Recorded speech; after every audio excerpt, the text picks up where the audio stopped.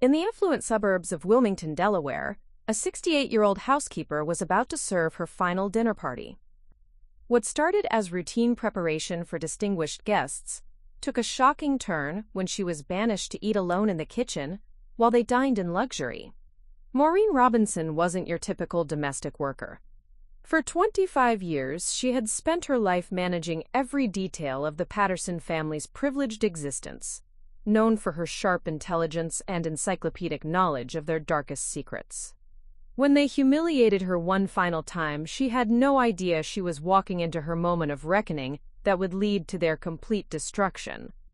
What began as invisible servitude would become systematic revenge, and Delaware's elite society would never be the same after she consumed their carefully constructed future. Before we jump back in, tell us where you're tuning in from, and if this story touches you, make sure you're subscribed, because tomorrow, I've saved something extra special for you. The crystal stemware caught the morning light as Maureen Robinson polished each piece with methodical precision, her weathered hands moving in practiced circles. 25 years of service had taught her that perfection lay in the details, the way the Waterford crystals sang when properly cleaned, how the silver should gleam without a single fingerprint, the exact temperature at which the Chateau Margaux should be served to impress Richard Patterson's guests. At 68, Maureen had become the invisible architect of the Patterson family's carefully constructed world of privilege. She knew that Richard preferred his coffee at exactly 165 degrees, that Victoria's anti-anxiety medication was hidden behind the face cream in her bathroom cabinet, and that the family's charitable foundation existed primarily to reduce their tax burden. She knew which political donors would be at tonight's dinner party, how much each had contributed to Richard's various causes, and which ones were secretly investigating his business practices. "Mrs. Patterson wants the spode china for tonight," she murmured to herself, already calculating the precise timing required to set the table without disrupting the afternoon's activities. The formal dining room would seat 12 comfortably, though she suspected Victoria would insist on cramming in 14 to accommodate the last-minute additions. Social climbing required such sacrifices. The brass carriage clock in the hallway chimed 9 times as Maureen descended to the wine cellar, her footsteps silent on the Persian runner. Richard's voice carried from his study, sharp with the particular edge he reserved for disappointing subordinates. She paused at the cellar door, her trained ear catching fragments of conversation that would matter later. "Need this handled before the audit. Marcus says we can restructure through the Cayman account. Cannot afford any public scrutiny right now." Maureen filed the information away with the thousands of other secrets she'd accumulated. Richard Patterson might view her as human furniture, but furniture observed everything and remembered it all. The wine cellar's temperature was perfect, as always. She selected bottles with the same care a general might choose weapons, knowing that the 1995 Bordeaux would flatter Senator Morrison's palate, while the Sancerre would appeal to Judge Caldwell's wife. These weren't random choices. They were strategic decisions based on years of careful observation. Richard's business required constant cultivation of powerful friends, and Maureen had become expert at reading the subtle tells that revealed what each guest truly valued. As she arranged the bottles on the silver tray, a memory surfaced unbidden. James Patterson, at 7 years old, sobbing in the kitchen after his mother's funeral while the adults discussed estate planning in the next room. She'd held him then, let him cry into her shoulder while she whispered promises that everything would be all right.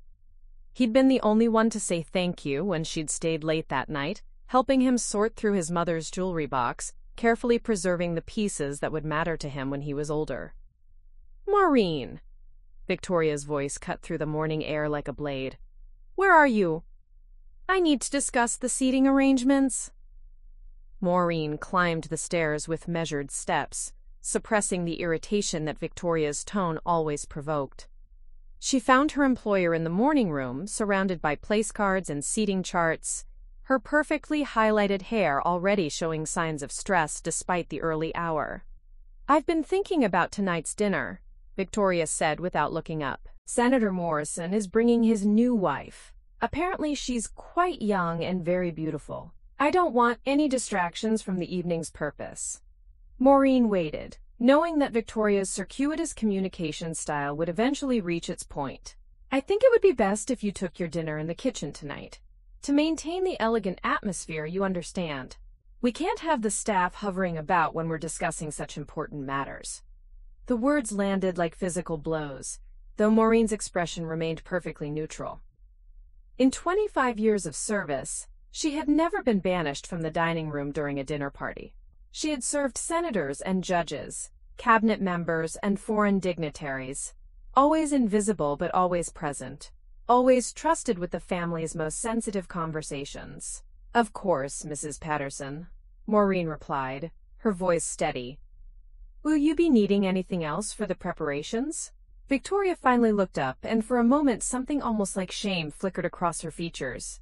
But it was gone as quickly as it had appeared, replaced by the brittle determination that had carried her through 2 marriages and countless social campaigns. "Just ensure everything is perfect tonight. You know how important this dinner is for Richard's position on the Planning Commission?" Maureen nodded and retreated to the kitchen, where she began the familiar ritual of preparing for a dinner party that would, for the first time in her career, proceed without her. She arranged the appetizer plates with mechanical precision, her mind cataloging every slight, every casual dismissal, every moment when she'd been treated as less than human. The Patterson family's secrets seemed to whisper around her as she worked. Richard's leveraged real estate deals that teetered on the edge of legality, Victoria's mounting credit card debt from her compulsive shopping, the charitable donations that were carefully structured to provide maximum tax benefits while giving minimal actual charity, the political connections that were cultivated not from genuine belief but from calculated advantage. She knew about Marcus Webb's creative accounting methods, about the offshore accounts that technically belonged to shell companies, about the way campaign contributions were carefully laundered through multiple sources to avoid detection.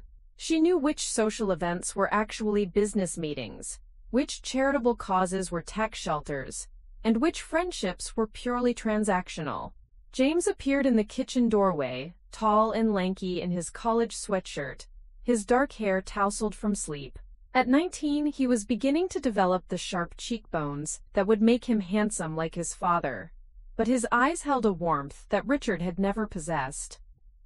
"Good morning, Maureen," he said, grabbing an apple from the bowl on the counter. "Busy day ahead?" "Your parents are entertaining tonight," she replied, noting how his presence always made the kitchen feel less like a workplace and more like a home. He nodded, understanding the coded language that governed their interactions. "Anyone interesting?" "The usual crowd. People your father needs to impress." She paused, studying his face. "You're not staying for dinner, I assume?" James's expression darkened slightly. "I have a study group. Besides, I don't think I can stomach another evening of watching Dad glad-hand politicians while they carve up the county for their friends." The bitterness in his voice was new, Maureen noticed. College was teaching him things beyond his curriculum, opening his eyes to realities that his privileged upbringing had previously obscured. "James!" Richard's voice boomed from the hallway. "Come here, son. I need you to review these documents before my meeting."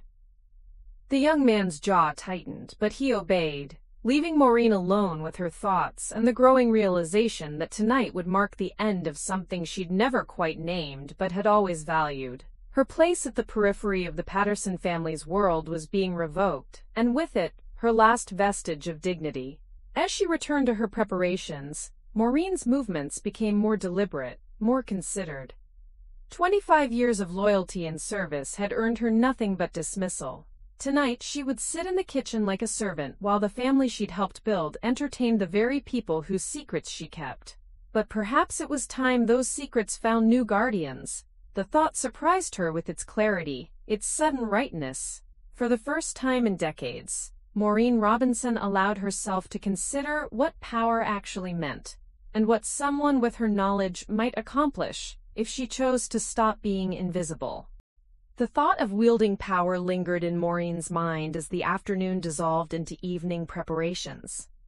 By 6 o'clock, the Patterson mansion had transformed into a stage set for political theater, every surface gleaming under the warm glow of carefully positioned lighting. The dining room tables stretched beneath a canopy of crystal chandeliers, each place setting a masterpiece of coordinated elegance that spoke to wealth without vulgarity, a balance Victoria had spent years perfecting. Maureen moved through the final preparations with mechanical precision, her trained eye catching details that others would miss. The slight water spot on Senator Morrison's wine glass that required repolishing. The single orchid in the centerpiece that drooped just enough to suggest imperfection.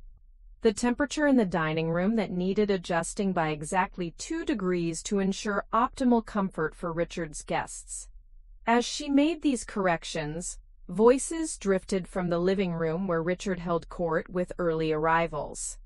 Judge Caldwell's distinctive laugh punctuated a story about judicial appointments, while his wife's softer tones discussed the latest charity auction results.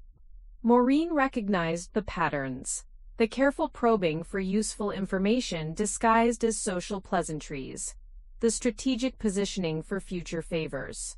"The lobster bisque smells divine," Victoria announced, sweeping into the kitchen in a cloud of Chanel No. 5 and nervous energy. Her black cocktail dress was perfectly chosen to project confidence while remaining appropriately understated, but Maureen noticed the way her hands trembled slightly as she checked her reflection in the chrome appliance surfaces. "Everything is ready, Mrs. Patterson," Maureen confirmed, ladling the bisque into individual bowls with practiced efficiency. The senator's wife called to confirm her dietary restrictions: no shellfish, no red wine. "I've prepared the chicken consommé as an alternative." Victoria nodded absently, her attention already shifting to the next concern. "Good, good. And remember what we discussed about dinner arrangements?" The casual reminder felt like salt in an open wound, but Maureen's expression remained neutral. "Of course. I'll take my meal in the kitchen." "Perfect." Victoria's relief was palpable as she hurried back to her guests, leaving Maureen alone with the aromatic evidence of her own exclusion. The dinner service began at 7:30 sharp, a carefully choreographed dance that Maureen had perfected over decades of similar evenings. She moved between kitchen and dining room like a ghost, refilling wine glasses before they emptied, clearing plates before guests finished their final bites, anticipating needs before they were voiced. Her invisibility was so complete that conversations continued unguarded in her presence, as if she possessed no ears, no memory, no capacity for judgment. "The Riverside development is moving forward next month," Richard was saying as Maureen served the second course. "Environmental impact study came back clean. Marcus made sure of that." Senator Morrison chuckled appreciatively. "Amazing how thorough those studies can be when the right consultants are involved. Investment opportunities abound for those with vision," Judge Caldwell added, swirling his wine thoughtfully. "Particularly when zoning decisions align with market realities." Maureen filed away the casual admission of corruption as she retreated to the kitchen, where her own dinner waited on a plain white plate, leftovers from the previous evening's meal, reheated and solitary. The contrast wasn't lost on her. 12 courses of gourmet cuisine served on priceless china in the next room, while she sat with day-old pot roast on everyday dishware. The kitchen suddenly felt smaller than usual, its walls pressing in as laughter erupted from the dining room. Through the serving window she could see her guests, for they had been hers in every meaningful way, requiring her care, her attention, her invisible labor, enjoying the fruits of her planning and preparation.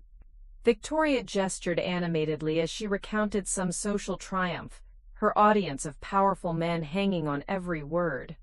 "You should see how well Richard treats his staff," Victoria's voice carried clearly through the open doorway. "We've had the same housekeeper for 25 years. She's practically family, absolutely devoted to us." The senator's wife leaned forward with interest. "How wonderful to find such loyalty these days." So many domestic workers seem to lack proper appreciation for good employers. Oh, absolutely, Victoria agreed warmly. Maureen is old school in the best way. She knows her place and takes genuine pride in serving others. It's really quite touching. The words struck Maureen like physical blows, each syllable a fresh humiliation. Devoted. Knows her place. The casual condescension, disguised as praise, made her stomach turn, transforming the modest meal before her into an indigestible reminder of her own diminishment. The Patterson family's values are exactly what this community needs more of, Judge Caldwell interjected. Traditional relationships, mutual respect, genuine care for those less fortunate. More laughter followed, the sound sharp and exclusionary in Maureen's ears. She pushed away her half-eaten dinner and moved to the sink, needing the familiar comfort of work to steady her trembling hands. But even washing dishes couldn't drown out the conversation that continued to wound her with its casual cruelty. Richard's charitable work through the foundation has been remarkable, the senator was saying. The tax advantages alone make it worthwhile, but the community impact is genuinely meaningful. Maureen's grip tightened on the dish towel as she remembered the foundation's actual operations. The minimal donations carefully calculated for maximum deduction. The administrative expenses that somehow consumed 80% of contributions. The board meetings that were really social gatherings where no actual charitable work was discussed. The evenings stretched on interminably, each course a fresh reminder of her exile from the world she'd helped create. By the time dessert was served, a delicate crème brûlée that she'd spent hours perfecting, Maureen felt as if she'd been systematically erased from her own life. 25 years of service, of loyalty, of genuine care for this family, had earned her nothing but banishment to the kitchen during their most important moments.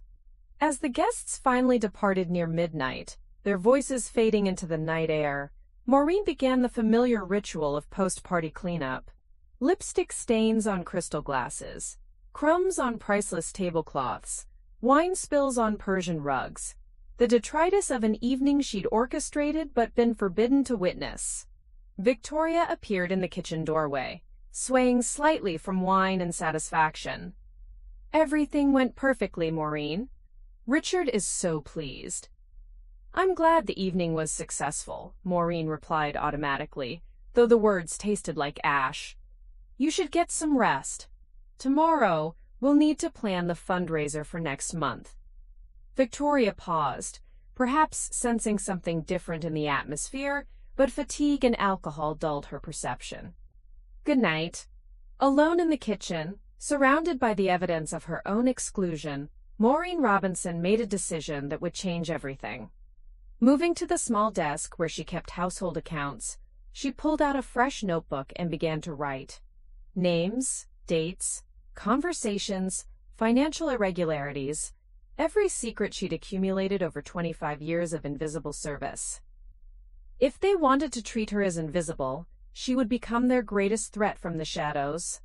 The clock struck 1 as she filled the first page with devastating details, her handwriting steady and precise. For the first time in decades, Maureen Robinson was no longer serving the Patterson family. She was preparing to consume their future. The clock's steady rhythm filled the kitchen as Maureen continued writing, her pen moving with surgical precision across the notebook's lined pages. The devastating details of the Patterson family's hidden life flowed onto paper, like a river finally released from its dam. By 3 a.m, she had filled 17 pages with carefully documented evidence of their secrets, lies, and casual corruptions. Richard Patterson's financial irregularities alone comprised 6 pages of meticulous notes. The offshore accounts registered under shell company names that she'd glimpsed on documents left carelessly on his desk. The construction contracts awarded to companies owned by his golf partners. The zoning variances that mysteriously favored his real estate developments. The campaign contributions that were carefully structured to avoid legal limits through a network of subsidiary donors. She paused to massage her aching fingers, then turned to a fresh page and began cataloging Victoria's hidden debts. The credit cards opened under her maiden name to hide shopping sprees that would horrify even Richard's tolerance for conspicuous consumption. The gambling losses from the monthly trips to Atlantic City that Victoria claimed were spa retreats with her sister. The personal loans taken against jewelry that Richard believed was safely locked in their bedroom safe. The irony wasn't lost on Maureen that her decades of quiet competence had made her the repository for secrets that could destroy the very people who considered her invisible. They had spoken freely in front of her, left sensitive documents where she could see them, conducted illegal business in her presence, all because they genuinely believed that domestic workers possessed neither intelligence nor agency. Dawn was breaking through the kitchen windows when Maureen finally set down her pen and stretched her cramped shoulders. The notebook lay before her like a loaded weapon, its pages containing enough ammunition to level the Patterson family's carefully constructed empire. But mere documentation wasn't enough. She needed a strategy worthy of the target. The familiar morning routine provided cover for her planning. As she prepared Richard's coffee to his exacting specifications and arranged Victoria's morning medications beside her orange juice, Maureen's mind worked through the tactical requirements of her campaign. She would need allies, channels of communication, and perfect timing to maximize the damage while protecting herself from retaliation. The house stirred to life around 9 o'clock, Richard's voice already sharp with morning irritation, as he berated someone over the phone about delayed permits. Victoria emerged from her bedroom in a silk robe and dark sunglasses, moving gingerly as she nursed what was clearly a substantial hangover from the previous evening's success. "Good morning, Mrs. Patterson," Maureen said pleasantly, setting down the breakfast tray with practiced efficiency. "Your usual Tuesday yoga class is at 11, and you have a lunch appointment with the charity board at 1:30. Victoria groaned softly, pressing her fingers to her temples. "Cancel the yoga. I can't possibly manage downward dog feeling like this. And remind me, what's the lunch meeting about?" "The annual fundraiser planning session.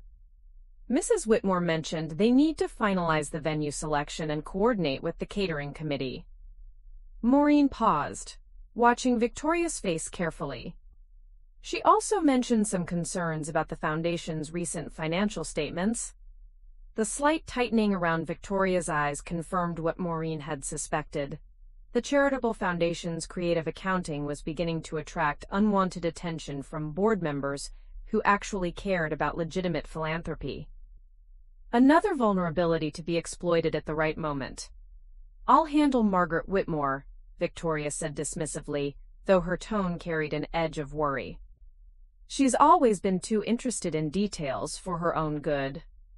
By noon, Maureen had escaped the house under the pretext of grocery shopping, driving her aging Honda through Wilmington's tree-lined streets toward Trolley Square. The modest coffee shop she'd chosen for this meeting was deliberately unremarkable, the kind of place where two older women could sit unnoticed, while discussing matters that would seem mundane to casual observers.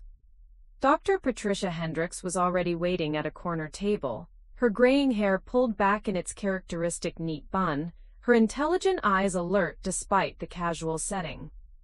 At 62, Patricia carried herself with the quiet authority of someone who had fought hard for every achievement, her journey from domestic worker to licensed social worker, a testament to determination that Maureen deeply respected. "You look tired," Patricia observed as Maureen settled into the opposite chair, her trained eye noting the subtle signs of stress that others might miss. "Long night," Maureen replied, ordering coffee from the hovering waitress before turning her full attention to her oldest friend. "I need to talk to someone who understands." Patricia's expression grew serious as Maureen recounted the previous evening's humiliation, carefully editing her narrative to focus on emotional impact rather than the strategic planning that had followed. The recitation of casual cruelties and systematic dehumanization hung in the air between them like an indictment. 25 years, Patricia. 25 years of loyalty, of genuine care for that family, and they banished me to the kitchen like I was contaminated. Maureen's voice remained steady, but Patricia could hear the underlying fury that years of suppression had only intensified. I know how that feels, Patricia said quietly, her own memories of similar humiliation surfacing. The invisible labor, the casual dismissal, the assumption that we're grateful for their condescension. But Maureen, what are you planning to do about it? The question hung between them with unexpected weight.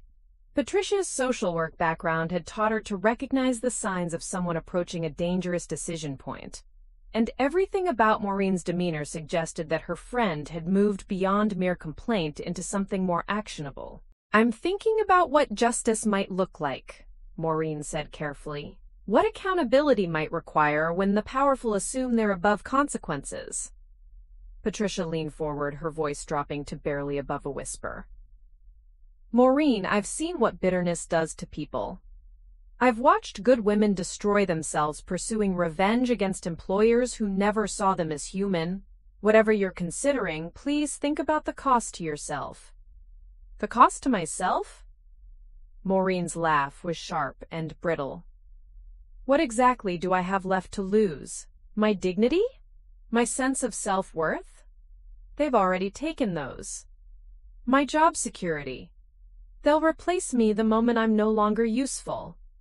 My reputation? I'm invisible, remember? You have your integrity, Patricia said firmly. You have the knowledge that you've lived an honest life, treated people with respect, worked hard for everything you've earned. Don't let their cruelty corrupt what they can't touch. Maureen was quiet for a long moment, stirring her coffee with mechanical precision while Patricia's words settled into the space between them. Finally, she looked up with eyes that held a coldness Patricia had never seen before. They have files on everyone, Patricia. Financial records, personal secrets, political arrangements that would scandalize their supporters. They've built their entire world on information asymmetry, knowing things about others while keeping their own secrets buried. She paused, choosing her words carefully. What if that asymmetry was reversed? Patricia's expression grew alarmed as she recognized the implications of Maureen's suggestion. That's not justice, Maureen. That's revenge. And revenge has a way of consuming everyone it touches. Maybe, Maureen acknowledged, gathering her purse and standing. But sometimes consumption is exactly what's required. As she walked back to her car, leaving Patricia sitting stunned at the coffee shop table, Maureen felt the weight of her decision settling into place with the finality of a closing door. The inventory of secrets was complete, the moral calculations finished. Now the real work could begin. The real work began that evening in Maureen's modest apartment, a one-bedroom unit in a converted Victorian house that she'd called home for the past 15 years. The contrast between her simple living space and the Patterson mansion was stark. Second-hand furniture arranged with care, family photographs on every surface, and a small kitchen where she prepared meals for one. But tonight, these humble surroundings felt like a command center as she spread her research across the dining table. Thomas Chen's byline had appeared regularly in the Wilmington News Journal for the past 3 years, his investigative pieces focusing on municipal corruption and social inequality, with the kind of righteous precision that suggested personal investment. Maureen had been collecting his articles since he'd first exposed the city council's questionable parking contract awards, recognizing in his writing the voice of someone who understood power's casual cruelties from the receiving end. His most recent piece had examined the working conditions of immigrant landscaping crews employed by wealthy suburban families, revealing a pattern of wage theft and deportation threats that had led to meaningful policy changes.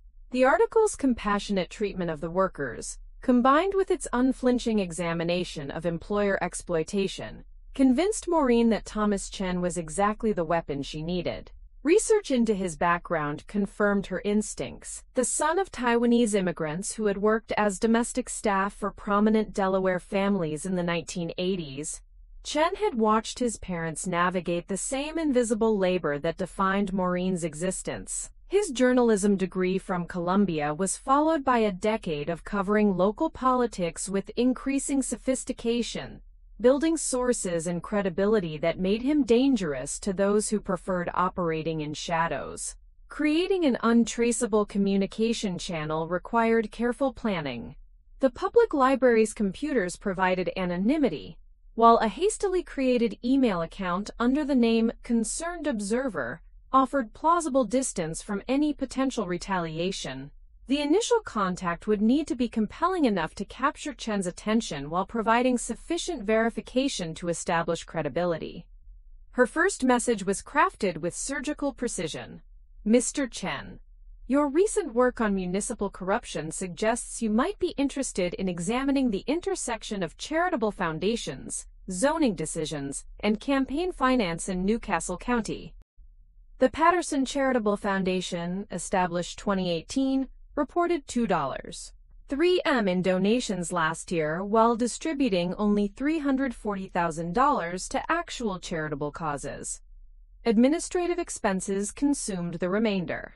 Board members include Planning Commission Chair Richard Patterson, whose recent zoning decisions have coincidentally benefited properties owned by foundation donors. Detailed financial records available upon verification of serious interest. Concerned Observer. She sent the message at 11 p.m. from a branch library computer, then drove home through empty streets while her pulse gradually returned to normal. The die was cast, but success would depend on Chen's response and the Patterson family's predictable behavior patterns. The next morning brought immediate validation of her strategy. Richard emerged from his study with the particular tension that signaled serious business problems. His phone conversation audible throughout the house despite his attempts at discretion. Marcus, I need you to review the foundation's books immediately, he was saying as Maureen arranged fresh flowers in the hallway. Some journalist has been asking questions about our operational expenses. Victoria appeared at the top of the stairs, her morning routine disrupted by her husband's obvious distress. What's wrong now? Nothing I can't handle, Richard replied tersely, though his expression suggested otherwise. Just some meddling reporter who doesn't understand how legitimate charitable organizations operate. Maureen continued her flower arrangement with studied concentration, her enhanced hearing capturing every nuance of growing panic. The speed of Chen's preliminary inquiry exceeded her expectations. Apparently, her initial contact had struck exactly the right nerve to prompt immediate investigation. Over the following days, the house's atmosphere grew increasingly tense, as Richard fielded calls from worried Foundation board members and scheduled emergency meetings with Marcus Webb. Victoria's anxiety manifested in escalating demands on household staff, her voice growing sharper with each passing hour as she struggled to maintain her perfect facade while foundations crumbled beneath her feet. The Newman Foundation dinner is next week, Victoria announced during one of her kitchen inspections, her words carrying unusual urgency. Everything must be absolutely perfect. Richard's position on the Planning Commission depends on maintaining certain relationships. Of course, Mrs. Patterson, Maureen replied smoothly. The menu has been finalized and confirmed with the caterers. Guest list approved, seating arrangements optimized for productive conversations. Preparing and narrating this story took us a lot of time, so if you are enjoying it, subscribe to our channel, it means a lot to us. Now back to the story. Victoria's smile was strained, her usual confidence replaced by brittle determination. Good. We can't afford any complications right now. The irony was exquisite. They were relying on Maureen's expertise to navigate the very crisis she had engineered. Her decades of competent service had made her indispensable precisely when they needed to trust her most. She was their anchor in a storm of their own making, even as she continued feeding information to the journalist who would ultimately sink them. James arrived home from college that weekend, immediately sensing the household's elevated tension. His attempt to discuss the family's obvious stress was met with his father's dismissive irritation and his stepmother's false reassurances, leaving him isolated with questions that no one would answer. Something's wrong, he confided to Maureen while she prepared his favorite childhood snack, peanut butter sandwiches cut diagonally with the crusts removed, a small comfort that had survived his transition to adulthood. "Your father has business concerns," Maureen replied carefully, watching his face for signs of deeper understanding. "Nothing that won't resolve itself with time and proper attention." James studied her expression with the enhanced perception that college had given him, sensing layers of meaning in her carefully neutral response. "You've been here longer than anyone, Maureen. You know this family better than we know ourselves sometimes. If something serious was happening, you'd tell me, wouldn't you?" The question hung between them like a bridge Maureen couldn't cross without revealing too much. James was the family member she genuinely cared about, the child she'd helped raise, the one person in the Patterson household who had consistently treated her with basic human dignity. His loyalty to his family warred with his emerging moral compass, creating exactly the kind of internal conflict that could either destroy him or transform him into someone worthy of her protection. "I would tell you anything you needed to know to protect yourself," she said finally, choosing her words with infinite care. "But sometimes the best protection comes from understanding that actions have consequences, even when those consequences take time to materialize." That afternoon brought Thomas Chen's response to her initial contact. A carefully worded message requesting additional documentation and proposing a secure method for ongoing communication. His professionalism and obvious preparation suggested that her instincts had been correct.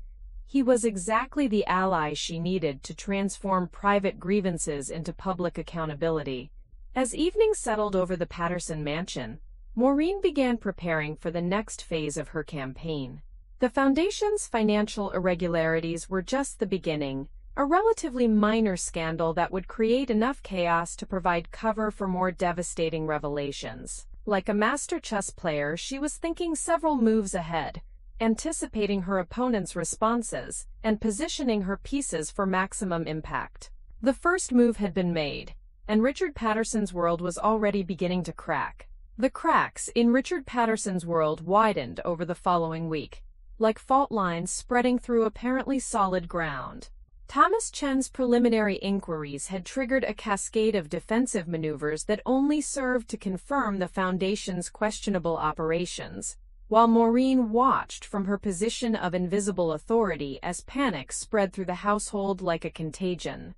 The formal audit notice arrived on a Tuesday morning, delivered by certified mail while Richard was at his weekly golf game with the county commissioners. Victoria signed for the envelope with trembling hands, her face pale as she recognized the return address from the Delaware Department of Justice. By the time Richard returned from the golf course, she had consumed 3 glasses of wine despite the early hour. "They want to examine 3 years of financial records," Victoria announced, waving the official document with barely controlled hysteria. "Everything.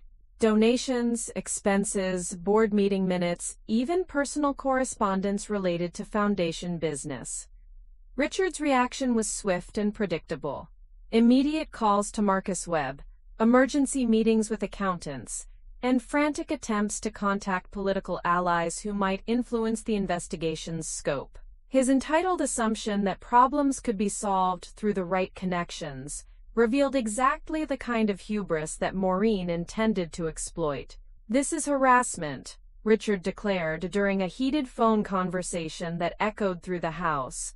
"Some disgruntled journalist with an agenda against successful businessmen. We'll shut this down before it goes any further." But Maureen knew better. Thomas Chen's reputation for thorough preparation meant that the audit request was merely the opening move in a much larger investigation.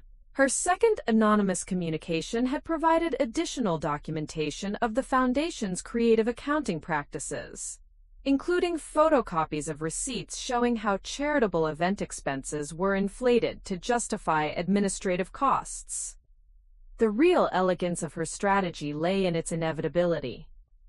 Each defensive measure the Patterson family took created new vulnerabilities. Each attempt to control the narrative generated additional questions. Each political favor called in revealed more connections between charitable activities and personal enrichment. Victoria's gambling problem became the next thread to unravel, though this revelation required more delicate orchestration. Margaret Whitmore, the charity board member who had questioned the foundation's financial statements, possessed both the social connections and moral outrage necessary to spread information effectively through Wilmington's elite circles. Maureen's opportunity came during the monthly charity luncheon at the Wilmington Country Club, where she served as Victoria's driver and unofficial coordinator, while maintaining her characteristic invisibility. The event brought together the wives of the county's most prominent families, women whose charitable activities served dual purposes of social positioning and tax advantage.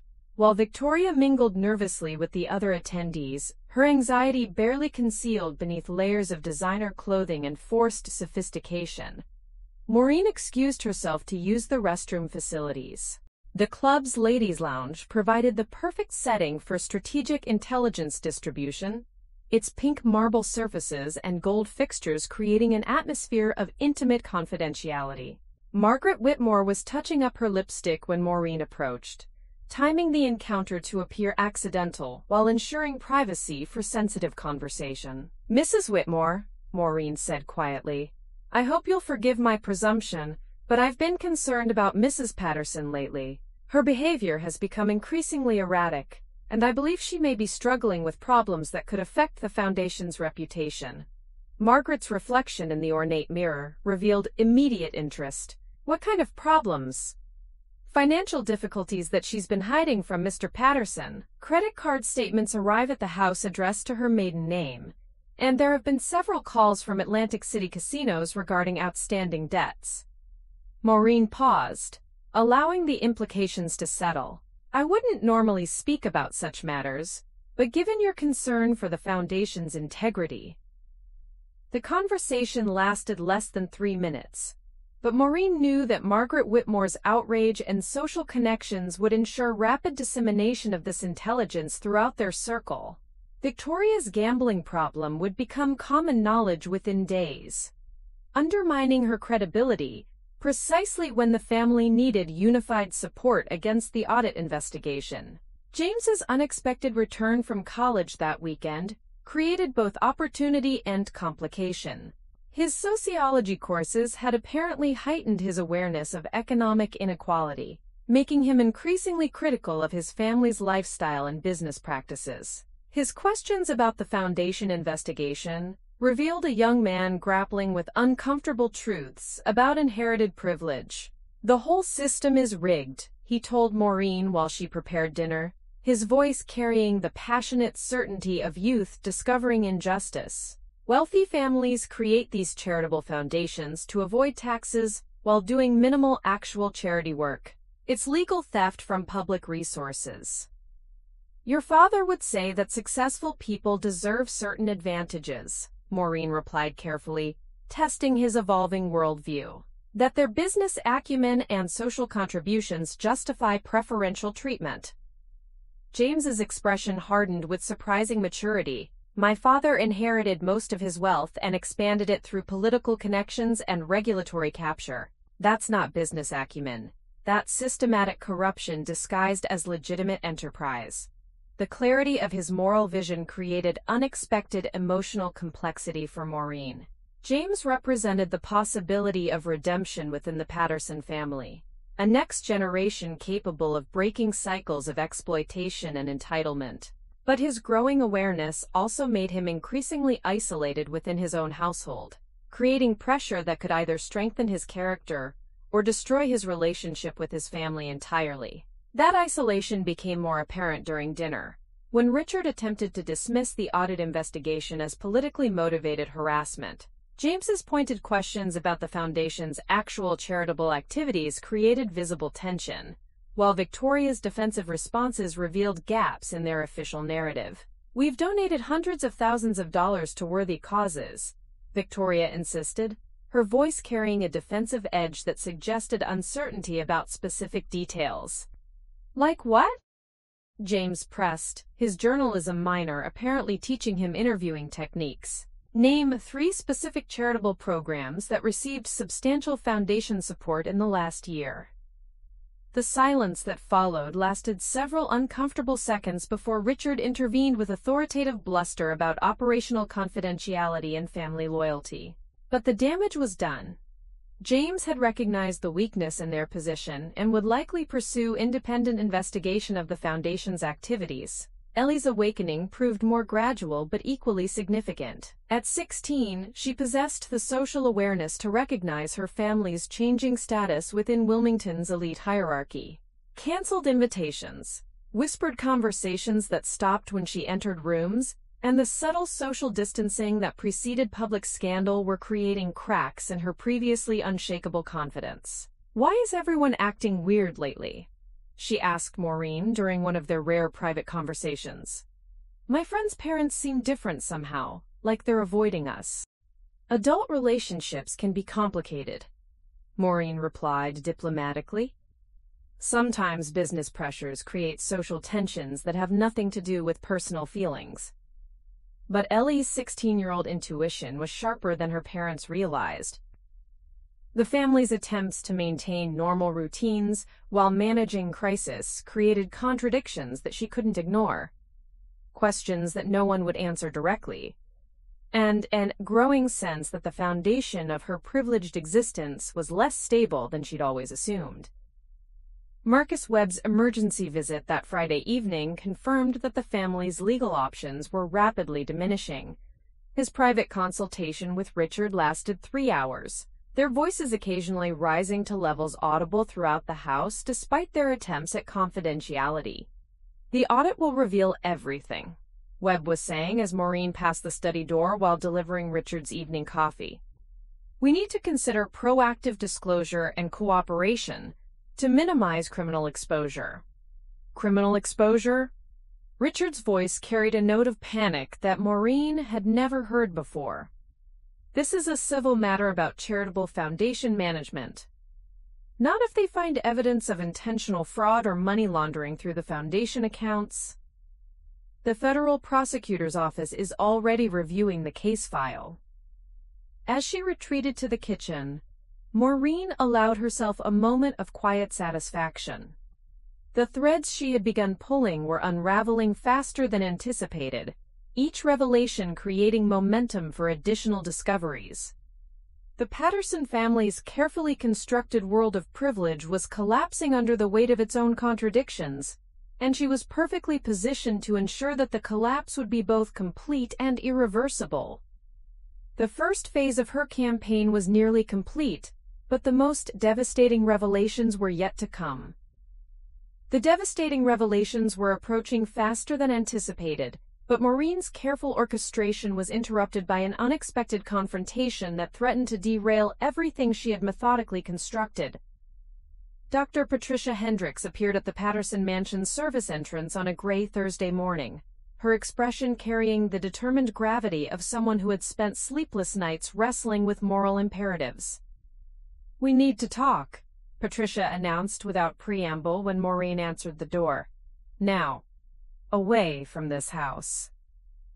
The urgency in her friend's voice brooked no argument, and within 20 minutes they were seated in Patricia's modest sedan, parked in the empty lot of a defunct shopping center where their conversation couldn't be overheard or interrupted.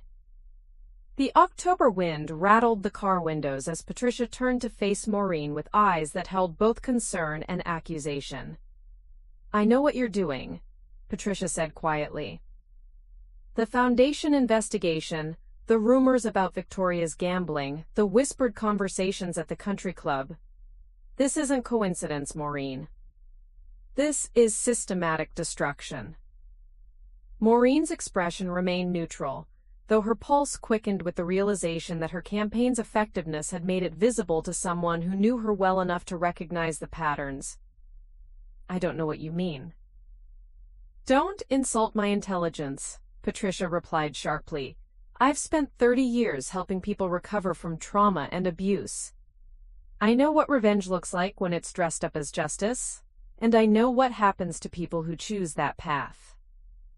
The accusation hung between them like a blade, forcing Maureen to confront the moral complexity she had been carefully avoiding.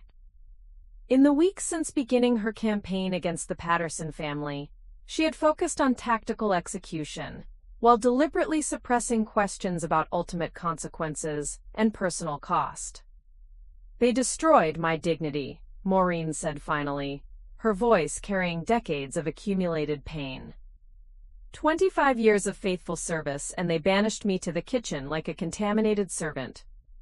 They made me invisible while stealing credit for my work, dismissing my intelligence, treating me like human furniture. "I understand the hurt," Patricia said gently. "But you're not seeking justice, Maureen. You're pursuing vengeance. There's a difference, and that difference matters more than you realize." "Does it?" Maureen's composure cracked slightly, revealing the raw anger beneath her calculated exterior. "They've built their entire world on exploiting people like us. The foundation fraud, the political corruption, the casual cruelty toward anyone they consider beneath their social status. Where's the justice in allowing that to continue?" Patricia was quiet for a long moment, watching her friend with the trained perception of someone who had seen too many good people consumed by justified rage. "The justice is in you walking away with your integrity intact. In you choosing to be better than they are instead of becoming what you claim to despise." "My integrity?" Maureen laughed bitterly. "What good has integrity done me? What has a lifetime of honest work and loyal service earned me besides humiliation and dismissal?" "It's earned you the right to look at yourself in the mirror without shame," Patricia replied firmly. "It's earned you the knowledge that when you face whatever comes next, you'll do so as someone who chose principles over revenge, truth over destruction." The argument that followed was quiet but intense. Decades of friendship providing the foundation for brutal honesty that neither woman could have engaged in with anyone else. Patricia challenged every justification Maureen offered for her campaign, forcing her to examine motivations she had been carefully avoiding. "You're not just destroying Richard and Victoria," Patricia pointed out. "What about James? What about Ellie? They're barely adults, Maureen. They didn't choose their parents' corruption, but they'll spend the rest of their lives dealing with the consequences of your decisions." The mention of James hit particularly hard. Maureen had watched him grow from a grieving 7-year-old into a young man struggling with his own moral awakening, had seen his genuine attempts to understand and oppose his family's excesses. Her campaign would inevitably destroy his relationship with his father, and force him to choose between family loyalty and moral principle at an age when such choices could define his entire future. "Sometimes good people have to make difficult choices," Maureen said, though her conviction was wavering under Patricia's sustained moral pressure. "Sometimes the only way to stop systematic abuse is to expose it completely, regardless of collateral damage. And sometimes good people convince themselves that their pain justifies any action," Patricia countered. "I've seen it before, Maureen. People who suffered real injustice, but let that suffering transform them into something they never intended to become." Their conversation was interrupted by the arrival of Thomas Chen's latest message, delivered to Maureen's phone through the secure communication channel they had established.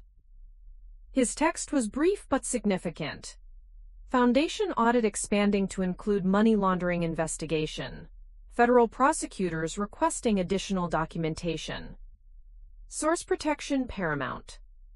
The federal escalation exceeded even Maureen's expectations, suggesting that the evidence she had provided was more damaging than she had realized. What had begun as a campaign to expose charitable foundation fraud was evolving into a comprehensive investigation of the Patterson family's entire financial structure, with criminal charges becoming increasingly likely.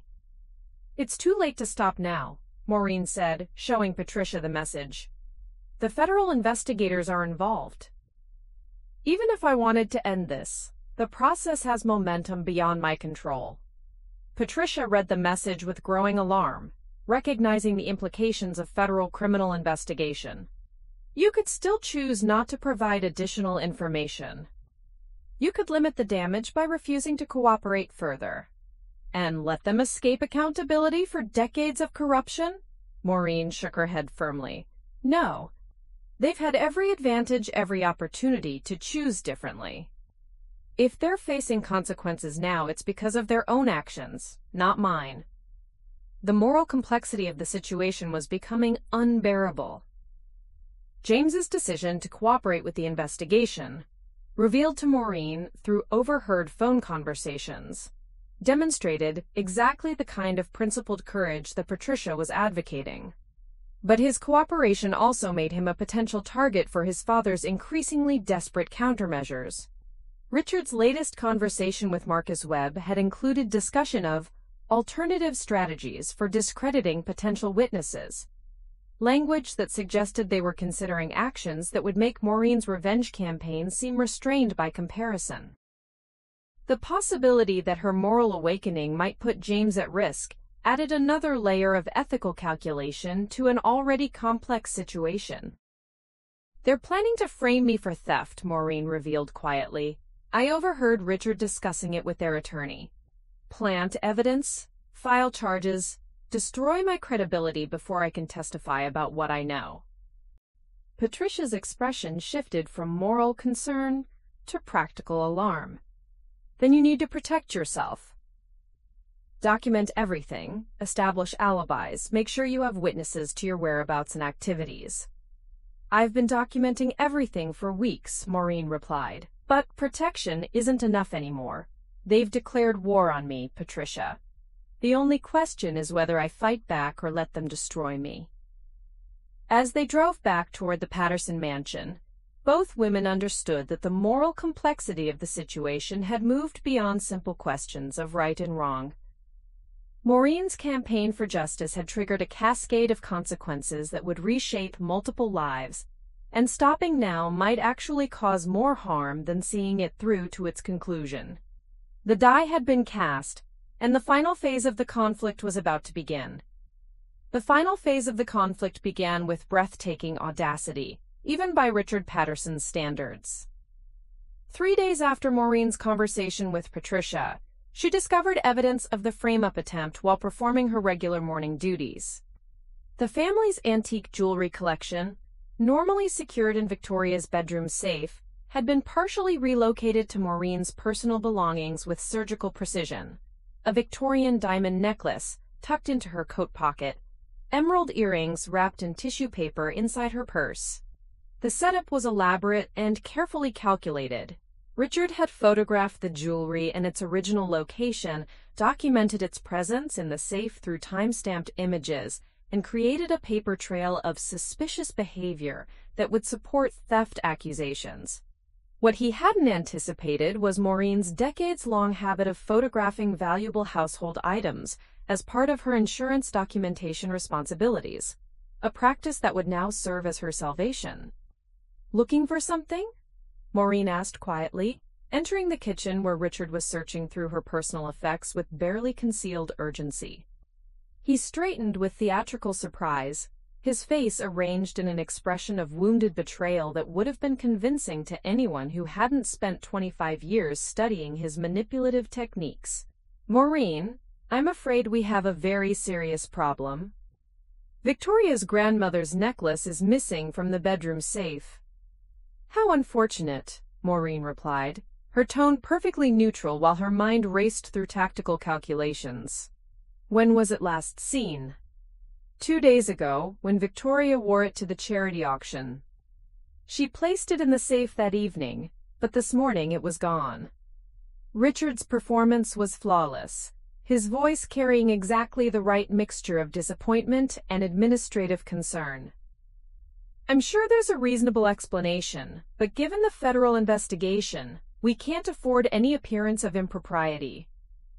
The conversation was clearly intended to establish a recorded confession, with Richard's phone positioned to capture audio while he manipulated her into admitting possession of the missing jewelry. But Maureen's awareness of his strategy allowed her to navigate the trap with precision that left him increasingly desperate.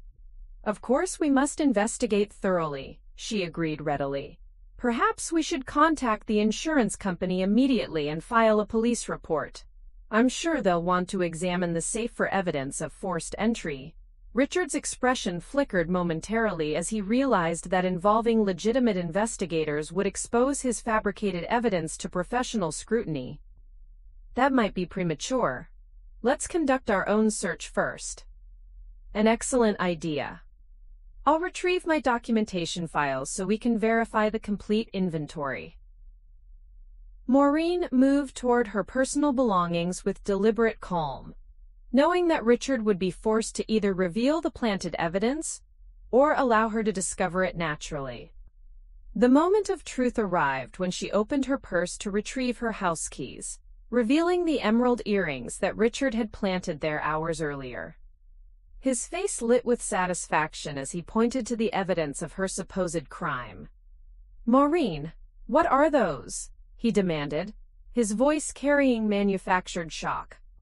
"Emerald earrings that you placed in my purse this morning while I was preparing breakfast," she replied matter-of-factly, producing her phone and scrolling through time-stamped photographs.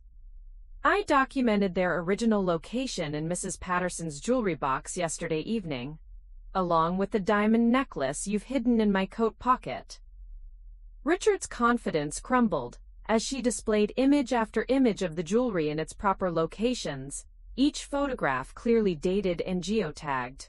The frame-up attempt had provided federal prosecutors with additional charges of witness intimidation and obstruction of justice, while James's recordings offered unambiguous evidence of criminal intent. "Plea negotiations are our only option," Webb announced grimly. "Full cooperation with the investigation in exchange for reduced sentences. Even then, Richard, you're looking at significant prison time." But the legal consequences were only part of the devastation. The social destruction that Victoria had feared was accelerating as word of the frame-up attempt spread through Wilmington's elite circles. Former friends and political allies were distancing themselves with the ruthless efficiency that characterized high society scandal management. The community leaders who had once sought Richard's approval were now competing to condemn his actions most forcefully, their moral outrage carefully calibrated to maximize their own reputational protection. The same social mechanisms that had elevated the Patterson family were now systematically destroying them, with former allies leading the charge. As the evening wore on, and the full scope of the family's collapse became clear, Maureen found herself experiencing unexpected emotional complexity. The satisfaction of seeing justice finally served was tempered by genuine sadness for James and Ellie, who would spend years rebuilding their lives from the wreckage of their parents' choices. But the moral die had been cast long before her campaign began. Richard and Victoria's systematic exploitation of everyone around them had made this reckoning inevitable. Maureen had simply chosen to be the catalyst rather than another victim. The dangerous gambit had failed spectacularly, leaving the Patterson family more vulnerable than ever, while demonstrating to the world exactly who they really were beneath their carefully constructed facade. The endgame was approaching, and there would be no escape from the consequences they had spent decades avoiding. The reckoning arrived with the brutal efficiency of morning newspapers and social media algorithms, transforming private family destruction into public spectacle within hours of Thomas Chen's explosive exposé hitting the Wilmington News Journal's website. The article's title, "Delaware Elite Family's Charitable Foundation Exposed as Tax Avoidance Scheme, Housekeeper Frames as Frame-Up Attempt Backfires," ensured maximum viral distribution across every platform where moral outrage generated engagement. Chen's reporting was masterful in its comprehensive devastation. 24 months of meticulous investigation, bolstered by Maureen's insider documentation and James's recorded conversations, had produced an unassailable case study in privilege, corruption, and the systematic exploitation of both public trust and private employees. The article didn't merely expose financial crimes, it revealed the moral rot that made such crimes inevitable. For 25 years, Maureen Robinson managed the household operations of one of Delaware's most prominent families while remaining invisible to their social circle. Chen wrote in his opening paragraphs. Last week, when Richard Patterson attempted to frame his longtime housekeeper for theft to discredit her potential testimony in a federal fraud investigation, he inadvertently exposed the depths of his family's corruption and the systematic dehumanization that made it possible. The piece traced the Patterson Charitable Foundation's operations with forensic precision, revealing how administrative expenses consumed 87% of donations while actual charitable giving remained minimal. Board meetings held at exclusive restaurants where foundation business was discussed between courses of $100 entrees. Donor cultivation events that were essentially political fundraisers disguised as charity galas. But the article's most devastating sections focused on the treatment of domestic workers, using Maureen's experience as a lens through which to examine broader patterns of exploitation within Delaware's wealthy communities. Chen had interviewed dozens of current and former household employees, creating a comprehensive portrait of systematic invisibility, wage theft, and casual cruelty that transformed individual grievances into indictments of entire social structures. The same families who publicly champion workers' rights and social justice maintain households where basic human dignity is considered an unnecessary expense, Chen wrote. They discuss charitable giving over meals served by people whose names they don't know, whose stories they've never heard, whose humanity they've never acknowledged. The article's impact was immediate and catastrophic. Within 6 hours of publication, it had been shared thousands of times across social media platforms, generating comment threads that exceeded the original article in length and vitriol. Delaware's political establishment, recognizing the existential threat that the story posed to their own carefully constructed images, began the ritualistic process of public condemnation and strategic distancing. Governor Michelle Hartwell, who had accepted substantial campaign contributions from the Patterson Foundation, issued a statement calling for full investigation of all charitable organizations receiving tax-exempt status in Delaware.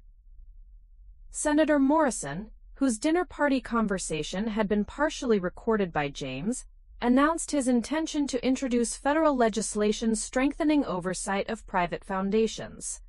The hypocrisy was breathtaking but predictable.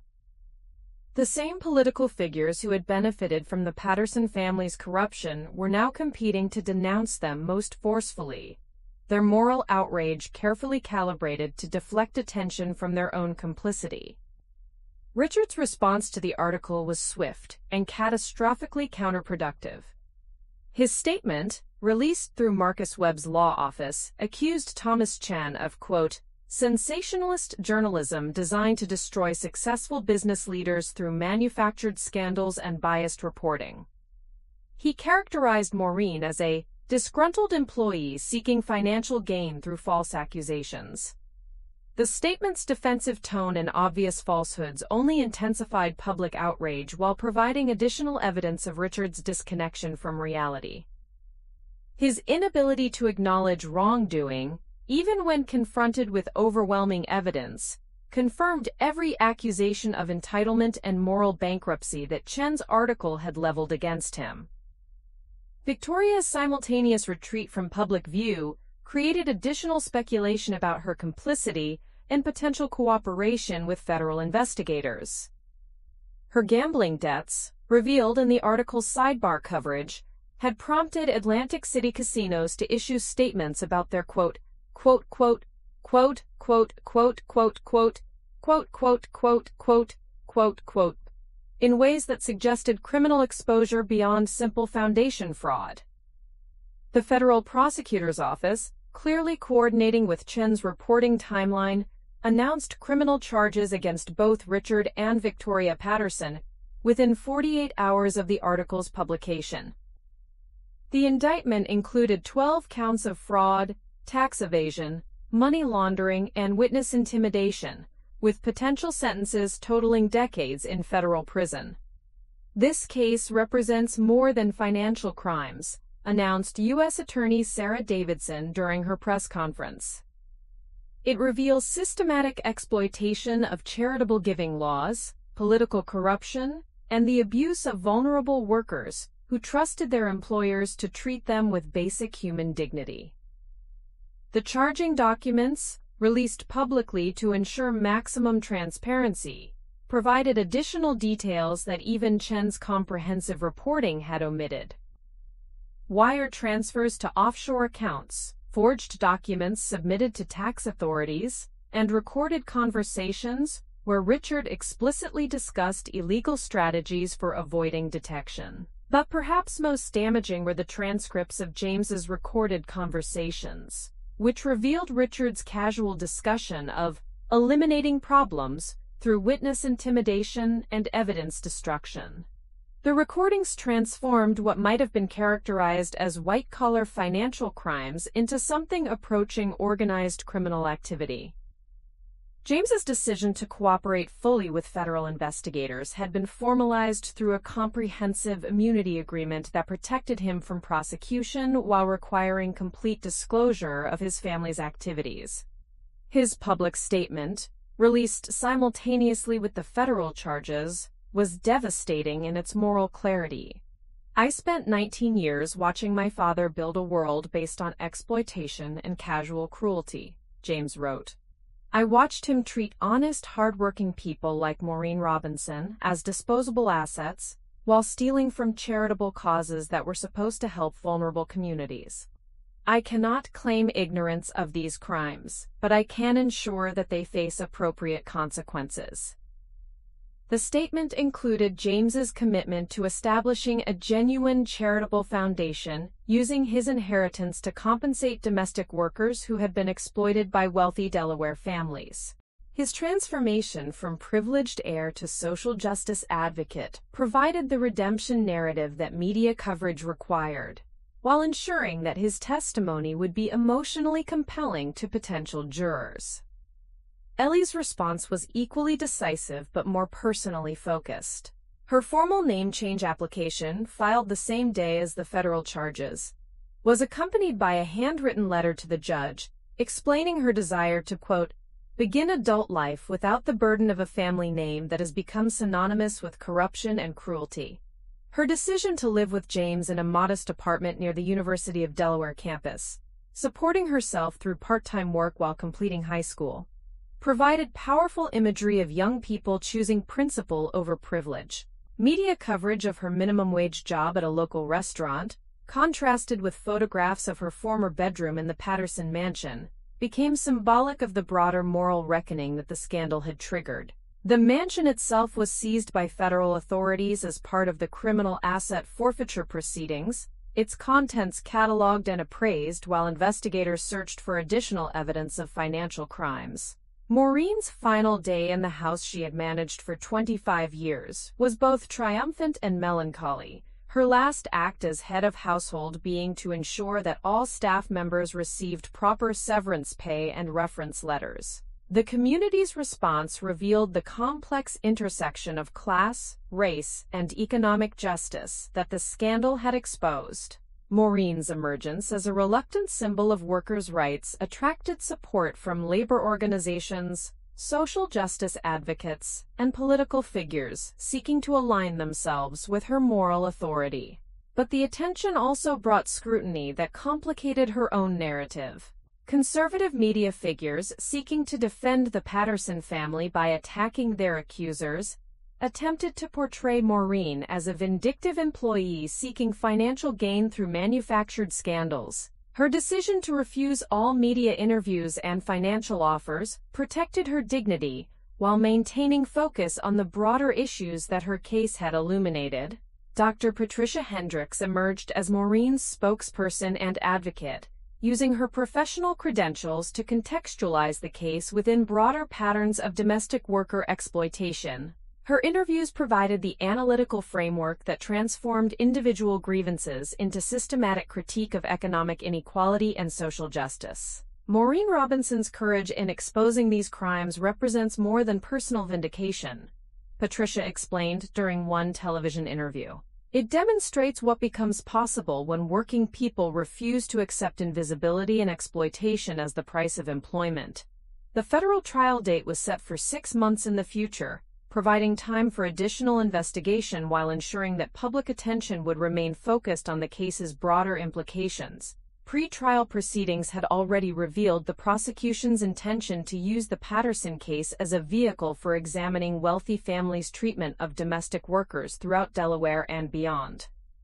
As autumn deepened into winter, the full scope of the reckoning began to emerge. The Patterson family's destruction was complete, but the questions their case had raised about economic justice, political corruption, and basic human dignity were just beginning to be addressed. Maureen Robinson had succeeded beyond her wildest expectations, but the weight of that success was proving more complex than she had anticipated. The federal courthouse in Wilmington had never witnessed anything quite like the media circus that surrounded United States v.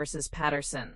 6 months after Thomas Chen's exposé had triggered the investigation, the trial had become a national symbol of economic inequality and social justice, with Maureen Robinson transformed from invisible domestic worker into the prosecution's star witness and reluctant icon of workers' rights. The limestone facade of the courthouse, typically imposing in its institutional authority, was nearly invisible behind the forest of media equipment that had sprouted across the surrounding plaza. Satellite trucks from every major network crowded the adjacent streets, their mechanical arms reaching skyward like technological prayers for compelling footage. Protesters and supporters had established separate camps on opposite sides of the courthouse steps, their chanted slogans creating a cacophonous soundtrack to the most significant trial in Delaware's recent history. Inside, the courtroom itself was packed beyond capacity, with overflow crowds watching proceedings on closed-circuit television in 3 adjacent rooms. Civil rights organizations, labor unions, and domestic worker advocacy groups had traveled from across the country to witness what many were calling the most significant trial of its kind in decades. The case had transcended its origins as a simple fraud prosecution, becoming a referendum on how America's wealthy elite treated the people who maintained their privileged lives. Federal District Judge Margaret Chen, no relation to journalist Thomas Chen, though the coincidence had generated conspiracy theories among Patterson family supporters, presided over the proceedings with the measured authority of someone who understood the case's historical significance. Her courtroom management balanced public interest with legal procedure, ensuring that justice remained the primary objective while acknowledging the broader social implications of the trial's outcome. The jury selection process had taken 3 weeks, with both prosecution and defense teams exercising extraordinary care in choosing 12 citizens who could render impartial judgment despite the case's extensive media coverage. The final panel represented a cross-section of Delaware society: 2 domestic workers, a small business owner, 3 retirees, a teacher, 2 healthcare workers, a construction foreman, an accountant, and a social worker. Their diverse backgrounds provided hope that class considerations wouldn't determine the verdict, though their individual reactions to testimony would prove unpredictable. Maureen's preparation for testimony had been intensive and emotionally grueling. Federal prosecutors had spent weeks rehearsing her appearance, ensuring that 25 years of accumulated grievances could be presented with the precision and dignity that the case demanded. Assistant U.S. Attorney Sarah Davidson, a career prosecutor with extensive experience in white-collar crime, had developed unusual respect for Maureen's intellectual capacity and strategic thinking during their preparation sessions. "The defense will try to portray you as vindictive, ignorant, or motivated by greed," Davidson had warned during one of their rehearsal sessions. "They'll suggest that you misunderstood innocent conversations, that you're seeking financial gain through false accusations, that you lack the sophistication to comprehend complex business arrangements." "Let them," Maureen had replied with characteristic calm. "I have documentation for everything I'm claiming, and 25 years of experience understanding exactly how that family operates." Their biggest mistake was assuming I was too stupid to recognize what I was witnessing, but no amount of preparation could have readied her for the moment when she finally took the witness stand, facing the Patterson family across a crowded courtroom while the nation watched. Richard and Victoria sat at the defense table with their expensive attorneys, their faces arranged in expressions of wounded dignity that contrasted sharply with the orange jumpsuit that Richard wore as a result of his pre-trial detention following the failed frame-up attempt. The prosecution had decided to begin with Maureen's testimony, recognizing that her credibility would be central to the entire case. Other witnesses would provide corroborating evidence, expert analysis, and legal context. But the trial's emotional and moral foundation rested on her ability to humanize systematic exploitation, while demonstrating the intelligence and integrity that the defense would attempt to undermine. "Please state your name and occupation for the record," requested Davidson, her voice carrying the gravity appropriate to the moment. "Maureen Robinson. I worked as housekeeper and estate manager for the Patterson family for 25 years, until recent events made that relationship impossible to continue." The simple statement carried immense weight in the silent courtroom. After decades of invisibility, Maureen's voice was finally being heard in the most public forum possible, her words carrying legal and moral authority that no one could dismiss or ignore. The gallery's absolute silence suggested that even the media representatives recognized the historical significance of this particular testimony. Davidson's questioning began with Maureen's background, establishing her qualifications and character, before moving into more sensitive territory. The jury learned about her widowhood at age 32, her successful effort to raise 3 children while working multiple jobs, her decision to accept employment with the Patterson family as a practical solution to financial pressures that had threatened her family's stability. "When you began working for the Patterson family, what were your duties?" Davidson asked. "Initially, I was hired for part-time cleaning services twice weekly," Maureen replied, her voice steady and clear. "But the scope of my responsibilities expanded gradually, as the family recognized my capabilities and reliability. Within 2 years, I was managing all household operations, scheduling maintenance, coordinating with other service providers, handling correspondence, organizing social events, and overseeing the care of James Patterson after his mother's death." The progression from part-time cleaner to indispensable estate manager was significant for several reasons.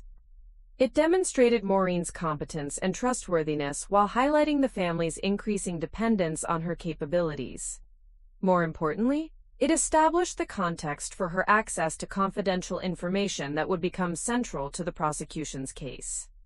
"During your 25 years of employment, did you have access to the Patterson family's private documents and confidential information?" Davidson continued. "Complete access," Maureen confirmed. "I maintained household financial records, filed tax documents, organized legal correspondence, and managed their charitable foundation paperwork.